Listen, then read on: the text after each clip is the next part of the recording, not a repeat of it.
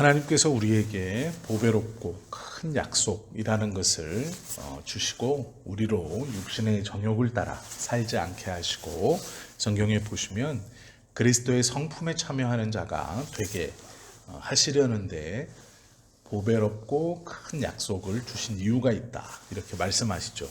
그리고 이 보배롭고 큰 약속을 받은 성도들은 믿음의 덕을, 덕의 지식을, 지식의 절제를, 절제의 인내를, 인내의 경건을, 경건의 형제 우애를, 형제 우애의 사랑을 공급해야 한다. 이렇게 말씀하셨죠. 베드로는 이런 것이 있는 성도들에게 8절에 이렇게 말하죠.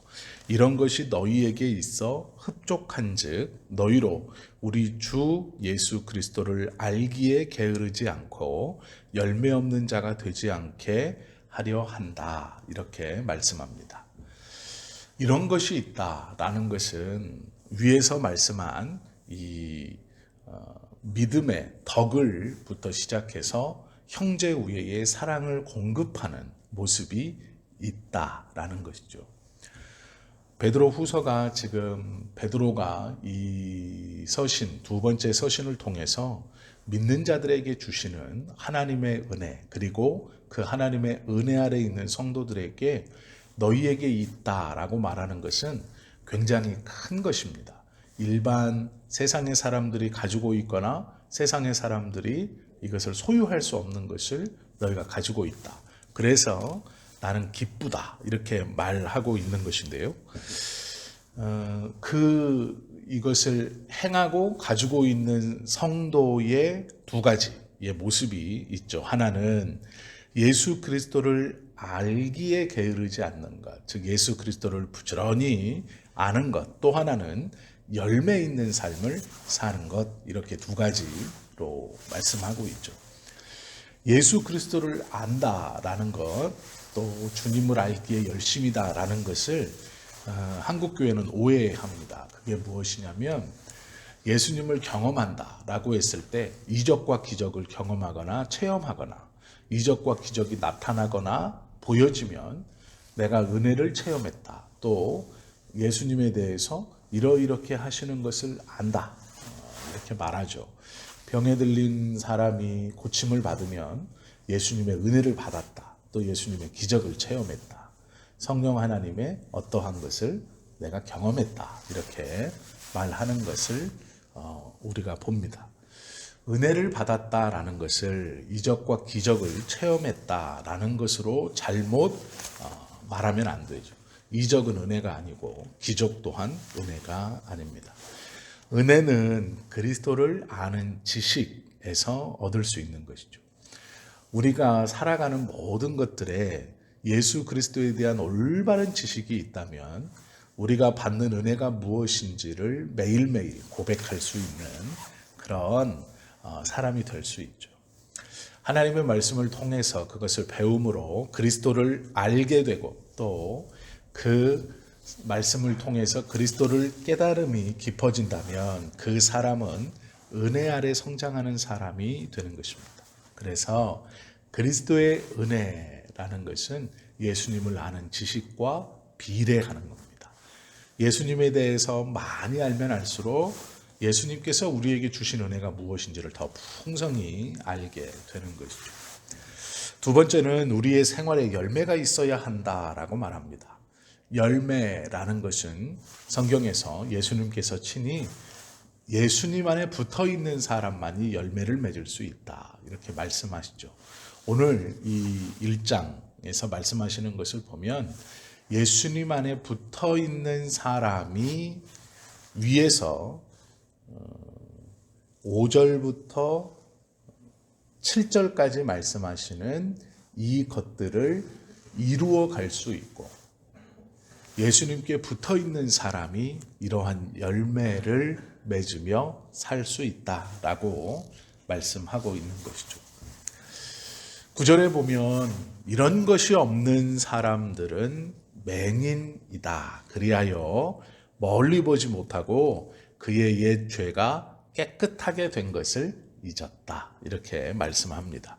즉 무엇이냐면 5절부터 있는 이 7절까지 있는 이 말씀, 살아가면서 혹은 동시에 혹은 단계적으로 혹은 이렇게 한꺼번에 2개, 3개씩 우리 안에 들여지고 있어야 될 이런 것들이 없는 사람, 그 사람은 예수 그리스도를 알기에 열심이지 않았기 때문에, 또 예수님께 붙어있지 못해서 열매를 맺지 못했기 때문에 구원의 기쁨을 알지 못하고 맹인이다, 이렇게 말씀하면서 이런 것들이 없는 자는 멀리 보지 못하고 그의 옛 죄가 깨끗하게 된 것을 잊었다. 기억하고 있었지만 다시 과거의 상태로 돌아갔다, 이렇게 말씀하죠. 그러므로 형제들아 더욱 힘써 너희 부르심과 택하심을 굳게 하라. 너희가 이것을 행한즉 언제든지 실족치 아니하리라. 위에서 2가지를 알아야 한다 라고 하면서 첫 번째 말씀하셨던 게 예수 그리스도를 아는 지식에 대한 열심, 그리고 또 하나가 열매 맺는 것, 이렇게 말씀하고 아래에서 또 2가지를 말씀하죠. 첫 번째는 부르심, 2번째는 택하심, 이것을 굳게 하라, 이렇게 말씀하죠. 택하심과 부르심은 다른 것이 아니고요, 동전의 양면처럼 부르심이 있으면 반드시 택하심이 있는 것이죠. 그리고 택하심이 있으면 반드시 부르심을 부르신다라는 것이죠. 이 부르심과 택하심은 어떤 단계나 하나하나의 주제가 아니고 동전처럼 앞면, 뒷면이 꼭 있는 것처럼 이 부르심과 택하심은 같이 있는 겁니다. 부르심이 있으면 택하심이 분명히 일어나고, 택하심이 분명히 있기 때문에 부르심이 그의 삶에 언젠가 있는 것이죠. 이것을 굳게 하라, 즉 자신 있게 하라. 너희가 이것을 행한즉 언제든지 실족치 아니하리라. 5가지를 권면하는 것을 알 수 있어요. 보배로운 믿음을 받은 사람, 즉 하나님의 선택으로 큰 은혜와 구원의 기쁨을 가진 사람은 5가지를 확신하고 가지고 있어야 한다. 그 5가지는 5절에서 7절까지의 말씀과 또 예수 그리스도를 아는 지식에 대한 열심이 2번째이고, 3번째는 열매 있는 삶을 위해서 살아가야 한다라는 것이고, 4번째는 부르심과 5번째는 택하심에 대한 확신입니다. 이 5가지가 큰 보배로운 은혜를, 믿음을 경험한 성도에게 있어야 할 것이죠. 이것이 없는 자는 소경과 같다. 그리하여서 앞을 보지 못하고 지금 근시안적인 시각으로 살아갈 수밖에 없다, 이렇게 말씀하시죠. 11절에 보시면 이 5가지를 마음에 갖고 행한 즉 우리 주 곧 구주 예수 그리스도의 영원한 나라에 들어감을 넉넉히 너희에게 주신다, 이렇게 말하죠. 로마서 8장 30절에 보면 또 미리 정하신 그들을 부르시고 또한 부르시고 부르신 그들을 또한 의롭다 하시고 하신 그들을 또한 영화롭게 하시느니라 라는 말씀이 있어요. 가만히 보시면 이 로마서 8장 30절은 바울이 한 얘기지만 복음 안에 있는 이 하나님의 은혜를 경험하고 주님의 말씀을 쫓아서 그의 삶을 온전히 살아왔던 믿음의 선진들이 하나같이 똑같이 고백해요.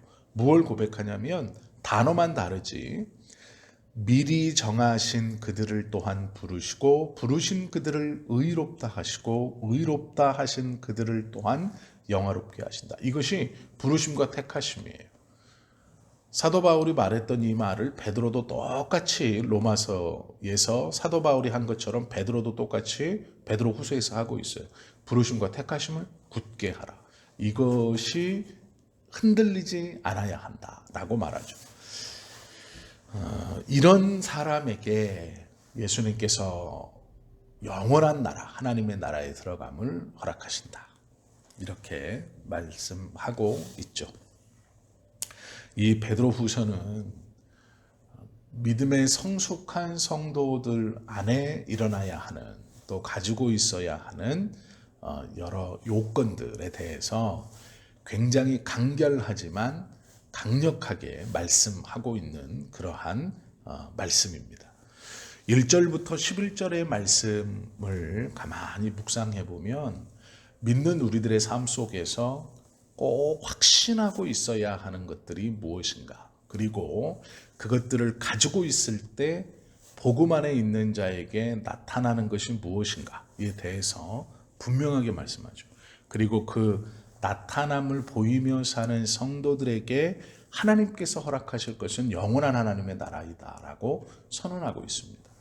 이 베드로후서를 받아보는 소아시아 지역에 퍼져 있는 성도들의 삶이 결코 녹록지 않습니다. 그러나 베드로는 이제 자신의 죽음이 얼마 남지 않았다는 것, 그리고 제자들이 이제 점점점 하나둘 하나님의 부르심을 받고 있는 상황, 또한 자기의 삶을 돌아보며 자기가 예수 그리스도를 따랐던 그 시간의 10배만큼 예수님의 말씀을 전하고 완숙한 제 신앙인, 또 자신의 사역의 거의 마지막에 와서 길지 않은 편지를 통해 신앙의 그런 정수들이 무엇인가, 그것을 간단하지만 명확하고 분명하게 전하는 서신입니다.